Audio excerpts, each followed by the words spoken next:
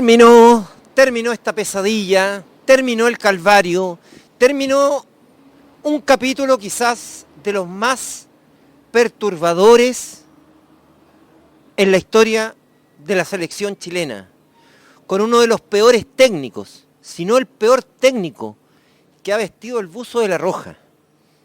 Terminó, insisto, un calvario que duró casi 2 años.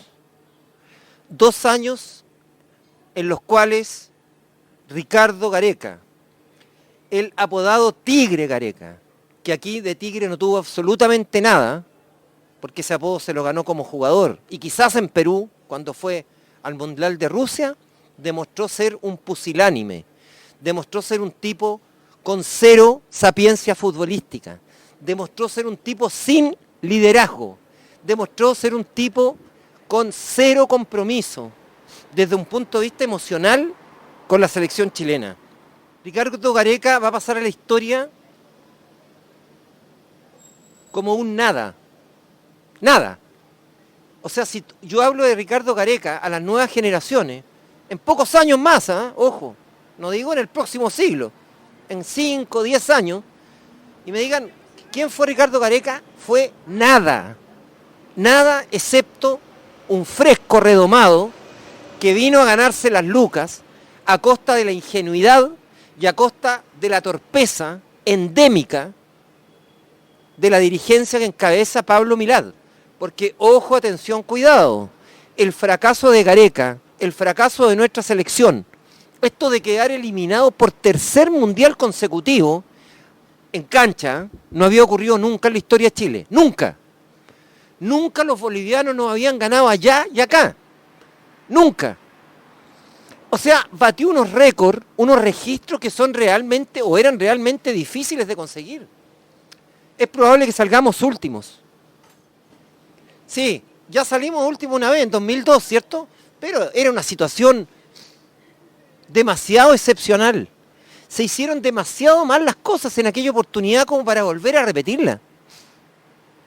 Bueno, el fútbol chileno, y esta es una expresión mía, discúlpenme que sea autorreferente, pero siempre he dicho y he sostenido, el fútbol chileno siempre puede estar peor, siempre.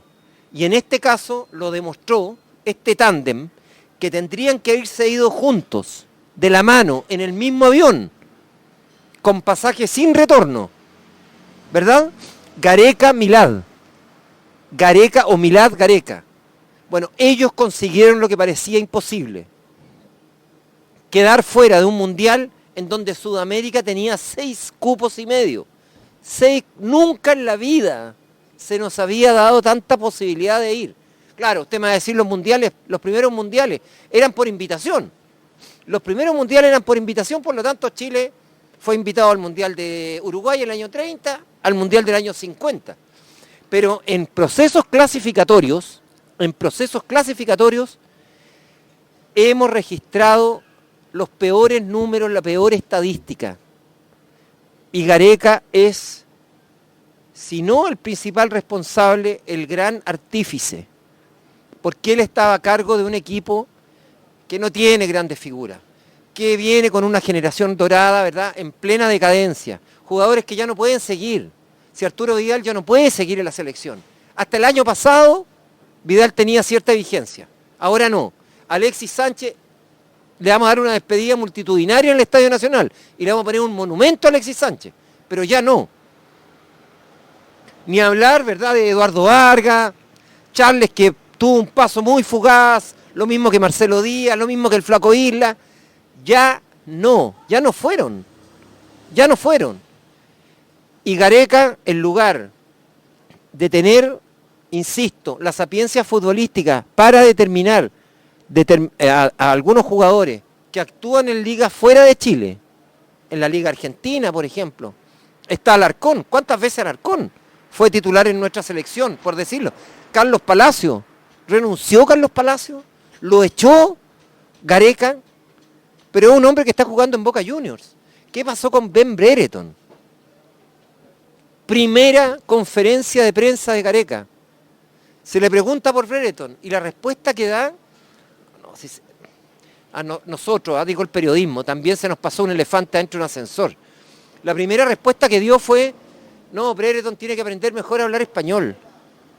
O sea, ¿de qué es eso? ¿Qué es eso? Es decir, un jugador que, no sé, que lo contratan en el Bayern Múnich y que viene de África y que no sabe hablar alemán, ¿no va a poder jugar por eso?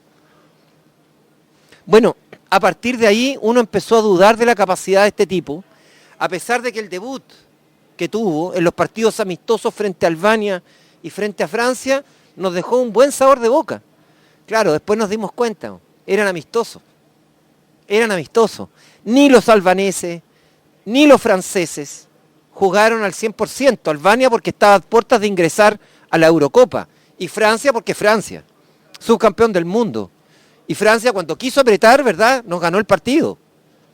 Pero en encuentros oficiales, la carencia de gol,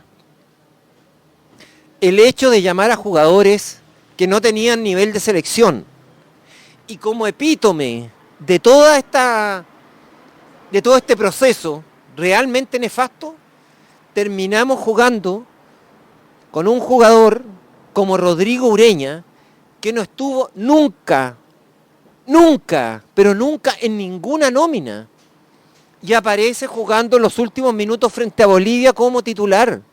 O sea, ya la desesperación, la ignorancia, la estupidez de Gareca, para mí se refleja, ojo, nada personal contra Rodrigo Ureña. Si a Rodrigo lo llamaron y le dijeron, entra los últimos 30 minutos y el tipo jugó. Lo hizo mal, como sea. Pero la responsabilidad es del entrenador. Y ahí nos dimos cuenta que Gareca no solamente estaba perdido. Por momentos Ricardo Gareca se burló de todo el pueblo chileno, de toda la afición chilena. Se burló. El tipo, perdíamos, se iba a Puerto Madero a tomar cafecito, a hacer un asado con sus amigos, a visitar a su mamá. Esto ante el pusilánime señor Milad, que permitió todas y más de este tipo de aberraciones.